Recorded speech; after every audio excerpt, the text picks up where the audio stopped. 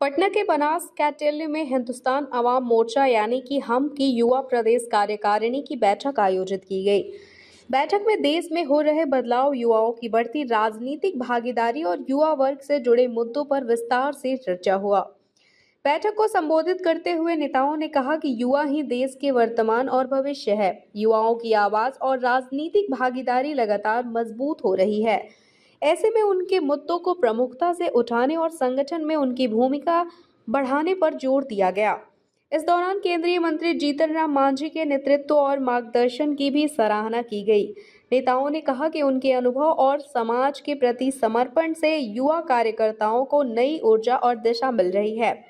वहीं तेजस्वी यादव द्वारा बिहार की कानून व्यवस्था को लेकर उठाए गए सवालों पर संतोष सुमन ने तंज कसते हुए कहा, अगर तेजस्वी यादव सरकार से सवाल कर रहे हैं, इसका मतलब है कि विपक्ष अपनी भूमिका निभा रहा है।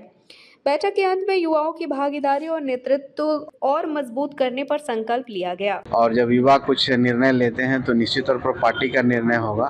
और आज हम लोग मीटिंग में देखते हैं किन किन विषयों पर चर्चा होगी। निश्चित तौर पर राजनीतिक संगठन के विस्तार पर चर्चा होगी, युवाओं का क्या रोल होगा पार्टी में, इस पर चर्चा होगी और आगे की रणनीति क्या होगा चर्चा होगी। उसके बाद आप लोग बताएंगे। युवा लगातार प्रदर्शन भी कर रहे हैं, चाहे वो जंतर मंतर पे था और झारखंड में जिस तरीके से प्रदर्शन कर रहे हैं, क्या कहेंगे? देखिए, संवैधानिक अधिकार है, उस अधिकार के तहत अपनी मांग को रख रहे हैं। अच्छी बात है, रखना ही चाहिए।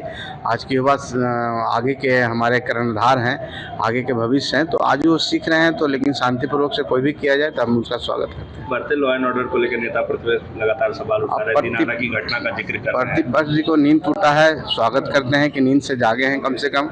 ऐसे हमेशा तो देश से बाहर ही रहते हैं, आ गए हैं देश में, घूम रहे हैं बिहार में, अच्छी बात है। घूमेंगे तो उनकी स्थिति समझ में आएगी।